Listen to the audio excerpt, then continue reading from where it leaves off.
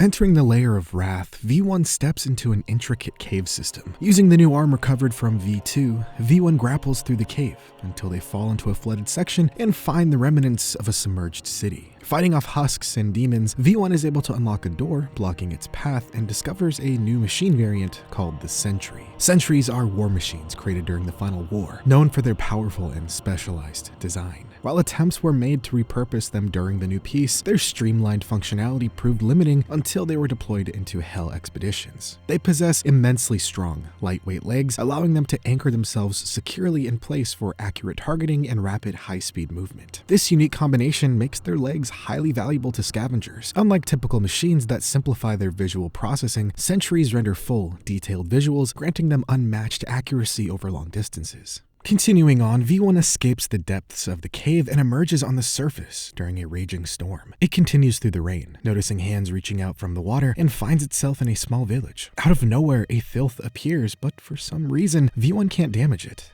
It's only when looking upstairs that V1 encounters a new demon called an idol. Idols are small demons created through the same process as their larger kin, but lacked sufficient hell mass to become functional. Originally non-divine in appearance, they were sculpted into sacred forms by Ferryman during their journeys through hell. This was both an act of compassion and a tribute to angels, particularly Gabriel, who Ferryman believed showed them mercy. The holy energy of the Ferryman's cloth seeped into the idols during their carving process, imbuing them with the ability to protect others from harm. Gabriel's watchful presence ensured their survival. As heaven's highest order, the council would have deemed them blasphemous and ordered their destruction. And speaking of Ferryman, not too far away, we can find a Ferryman's diary that reads, "Some calamity has struck the mortal world. What was once the River Styx has now grown into an unfathomable ocean. A million weeping souls pouring in each day that the shores can barely contain. A tearful tide spilling over at each end, bow to stern crying for mercy, begging for safe passage. But not all souls can pay, and these old hands can only take so many coins." Then, one day, the current shifted, wave after wave, for minutes on end of millions, billions, as though the throat of the world was cut wide and the head wrenched back to speed the pour. I didn't have time to react. The weariness from my ceaseless work claimed me, and I slipped beneath the rolling sea, into the depths of the ocean Styx, my fate sealed by the crushing masses of endless bodies. Suddenly, there was a light as brilliant as the Lord himself, ushering me from the darkness with mighty arms that held me with such compassion and warmth as I've never known. Be not afraid, sinner. Your devotion to God shows goodness in you, plentiful indeed. The heart is willing, but the body must rest, lest you squander one of the Lord's creations. His gentle words eased the pain and mended my wounds, my face wet with tears of relief, my words muffled by the weight of my duty. I could only lay in reverence, carried in embrace of majesty. Radiant is Gabriel, for he is the light in my darkness. After we find a red and blue skull and place them appropriately, from the depths, a massive ship will rise, and on it, a ferryman blocking our path. Ferrymen are rare, skeletal beings tasked with transporting souls through the layers of hell. Once husks, their powerful bodies, honed skills, and unwavering faith earned them this role, though their hatred for their human form, reminders of their earthly sins, led them to strip away their flesh, leaving only bones. Each ferryman is granted a holy cloth by heaven, symbolizing their devotion and radiating divine power. This cloth slowly transforms their skeletal bodies into bright, radiant forms, and their skulls acquire the energy needed to open gates that trap other husks. Ferrymen fight to the death for the right to serve, with the victor claiming the loser's skull as a trophy and a tool for passage. Using knowledge from their past lives, ferrymen often improve their ferries, abandoning oars for use as weapons. However, with humanity's extinction halting the flow of souls, ferrymen now wander hell, aimlessly hoping for entrance to heaven. Gabriel, the only angel who acknowledges their efforts, remains their sole source of hope. Either tossing him a coin for safe passage or destroying his idol, fighting and killing him, V1 continues on and enters the ship and sees just how lavish it is. As we move around the ship, we eventually hear a strange noise coming from outside and catch a glimpse of a massive serpentine creature diving under the waves. After passing various statues and paintings dedicated to Gabriel, V1 finds a hologram projection of the Archangel that repeatedly says, "Be not afraid, sinner. Your devotion to God shows goodness in you, plentiful indeed. The heart is willing, but the body must rest, lest you squander one of the Lord's creations."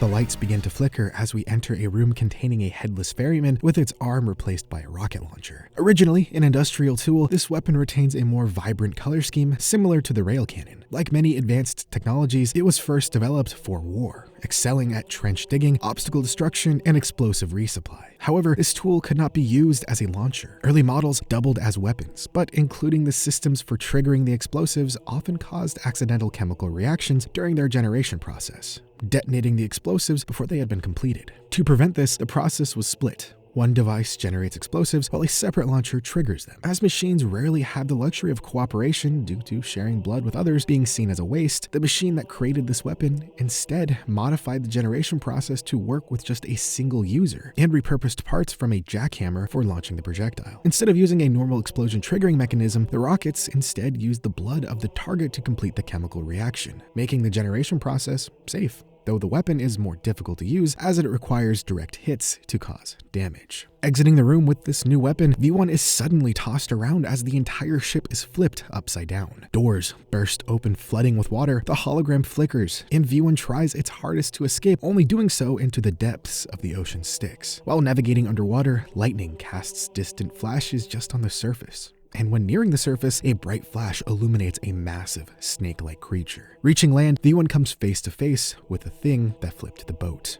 The Leviathan. The Leviathan is a unique demon, not born from genetic hellmass, but formed from the fused bodies of the sullen, souls who have surrendered to the depths of the ocean Styx, eternally drowning at its depths. Over time, their stillness and suffering allowed the forces of hell to merge them into the Leviathan, the biblical abomination foretold to appear at the world's end. At its core lies a tormented heart, containing the anguished souls of the sullen, as their flesh, veins, and nerves writhe in endless mutation. The heart once attempted to escape its monstrous body, but was pinned back to its head by Gabriel's divine spears, rendering it immobile. Even though the world has ended, the Leviathan remains trapped in the ocean Styx, growing ever larger as more wrathful souls succumb and sink to join the grotesque form. Unloading its entire arsenal onto this thing, V1 kills this monstrosity and enters the lair of heresy, where it enters a cathedral steeped in red. Passing by multiple depictions of satanic imagery and skeletons, V1 hears a familiar voice say, "Bingo, lust, all gone, with gluttony soon to follow. Your kind know nothing but hunger, purged all life on the upper layers, and yet they remain unsatiated. As to you, you've taken everything from the machine, and now all that remains is perfect hatred." We find Gabriel playing pipe organs alone in a massive chamber. Approaching him, he slams his fist down and tells us, "Machine, I will cut you down, break you apart, splay the gore of your profane form across the stars. I will grind you down until the very sparks cry for mercy. My hands shall relish ending you here and now." Okay, so side note, can I just say the feeling I first got going into this part, hearing that monologue followed by the swell of the score is just chef's kiss, just phenomenal. So, sorry, anyway, back to the breakdown. V1 faces Gabriel, apostate of hate, and fights back with everything it has. But Gabriel is stronger now, faster, and has nothing to lose. But speaking of losing, he does, and once again, he's confused, telling V1, "Twice beaten by an object, twice. I've only known the taste of victory, but this taste is this my blood? I've never known such relief. I need some time to think. We will meet again, machine." Gabriel then teleports away, leaving V1 to continue deeper into hell. But that's not the end of Gabriel's story. Having twice faced the machine and failed, Gabriel understood his mistake. The fire within him was never hatred. It was passion. For the first time, he knew the thrill of true struggle, of standing against a foe who matched or surpassed him. Each defeat only deepened his desire to prevail. Until now, he had simply followed expectations. But now, he had found something he truly wanted. Even the impending end of hell no longer mattered. Yet with newfound clarity came guilt. The horrors he had committed in God's name weighed heavily on him. He could not undo the past, but he could set things right. Following this, a cutscene begins. Silence. introspection. How many had he killed? Had he even thought to count? How much cruelty did he embody, and to what end? How many did he condemn to hell, and who did it benefit? 2 defeats at the hand of the machine had changed Gabriel. The world of the once supposed will of God was now shattered, and only he was left to put the pieces back together. They collected before the light of a dying fire that fresh fuel couldn't sustain. This new light was showing the truth to Gabriel. The pieces never fit to begin with. The supposed council of the people who boasted a God that wasn't there, gone. Vanished. The council still chased after the light of God's fire, their memory of its words and will grown twisted and warped. And the rest of the aimless masses of heaven followed their footsteps. The angels still act in the Father's name, but his kingdom has changed. Now the fire was dying, sputtering out as the heat failed to gain purchase. Gabriel looked upon the embers with a perfect clarity. He drew his blade and held it in contrast to the dying light. In its reflection, he saw a weapon reborn, no longer wielded by the will of another, but his own. He knew words alone would never sway the masses. He chose to do something drastic. Death stains the auditorium. The littered corpses of the once mighty council now strewn against its surface, their last gasps for life dripping down the dissonant blade of Gabriel's sword. The last counselor, now backed up to a wall, scrambles for words between panicked breaths as death approaches with measured steps. Wait, you can't do this. Our status forbids it. This is treason, heresy, murder. We are the supreme authority. Our law commands you. You command nothing. Your words hold no power over me or anyone else, lest you truly believe you could talk my blade back into its sheath. But the people are on our side. The citizens of heaven know that we are just. The masses only follow you out of fear and desperation. I will show them there is nothing to be afraid of, for there is no species, no origin, vested rank, or holy status that will stop the sharp edge of a sword. We all bleed the same blood, and the cushions of your throne have made you weak and impotent. Please, Gabriel, see reason. The council follows the will of the Father. You seek to go against our Face it, brother. God is dead. The fire is gone. You're chasing phantoms. Gabriel's silhouette now towers over the counselor. His shadow casts upon a soon lifeless corpse. He raises his sword for the final cut as the crying mess on the floor stammers out its final feeble argument. But the Father's light. Without me, you cannot hope to reconnect with it. If you kill me, you'll be dead in a matter of hours. I know. A clean, silent cut glides through the counselor's neck, severing his spine with elegance and ease. His head falls onto the marble, the rest of the body following soon after. Bereft of status, but brimming with purpose, Gabriel gave a final message to the angels amassed at the gate of the auditorium before leaving heaven for the very last time. His arm outstretched. Without a word, the people saw. In the silence, the message rang out to the far ends of the cosmos.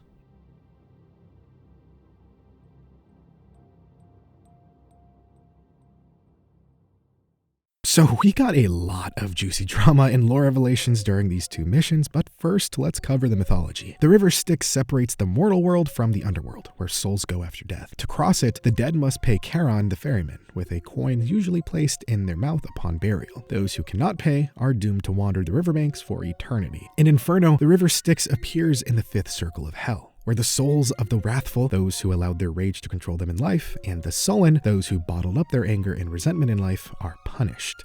Unlike in traditional Greek depictions as a boundary between life and death, Dante reimagines it as a dark, swampy river that functions as a prison for those consumed by anger and despair. The transformation of the River Styx into an endless ocean is a dramatic departure from its traditional Greek mythological depiction, now reflecting the apocalyptic event in the mortal world, possibly the extinction of humanity. In fact, the Ferryman's diary describes a cataclysmic influx of souls, suggesting the collapse of the natural order, overwhelming even the figures responsible for guiding the dead. As for the Leviathan, it's never explicitly mentioned in Inferno, but it has significant biblical and mythological background. The Leviathan originates from Judeo-Christian texts, particularly in the Old Testament, where it is described as a massive, chaotic sea serpent or primordial beast. The Book of Job, 41:134, describes the Leviathan as an indestructible, fire-breathing sea monster who is a symbol of God's power in cosmic chaos, while in Psalms 74:14 and Isaiah 27:1, the Leviathan is depicted as the enemy of God, sometimes linked to Satan or the forces of hell. As for the layer of heresy, though we don't get to explore it too much in-game, it does still reflect its depictions in Inferno, where just beyond the River Styx, before the entrance of the city of Dis, Dante and Virgil encounter a host of fallen angels guarding the gates. These angels refused to follow God and sided with Lucifer during his rebellion. As a result, they were cast out of heaven and now serve as gatekeepers to the deeper, more damning circles of hell. This ties in rather nicely to Gabriel as he became a fallen angel. Heresy in Inferno is reserved for those who reject divine truth, particularly heretical religious leaders and philosophers. And the Archangel Gabriel himself has become one such heretic. Gabriel's character arc is a direct subversion of traditional religious narratives. Initially, he followed the rigid laws of heaven,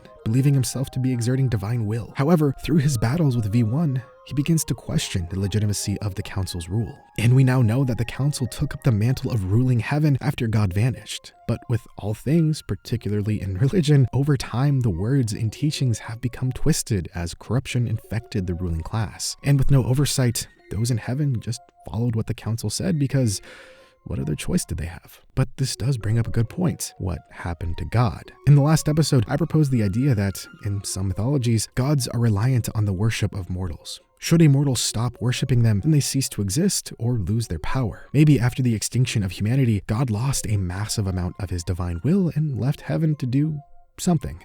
I don't think he's dead, but I think he's looking for an answer to a question that even he can't answer. But speaking on the extinction of humanity, we have two new confirmed details. First, in the Sentry description, it explicitly states that the new peace was after the final war, confirming a theory I had a little while back. It also mentions that sentries were used for hell expeditions, so that could also semi-confirm the other theory I had that the new peace was enacted after the discovery of heaven and hell, but it's not concrete. The other bit of mankind lore we received is from Gabriel, as he tells V1, "Your kind purged all life on the upper layers, and yet they remain unsustained." This could hint at the machines wiping out all life on Earth and moving into hell to continue their crusade. But with Gabriel saying the layers of limbo, lust, and gluttony being purged of all life, as well as the later mentioning of the impending end of hell, we are left with lingering questions about just how strong the machines are, and more importantly, why isn't V1 fighting with them?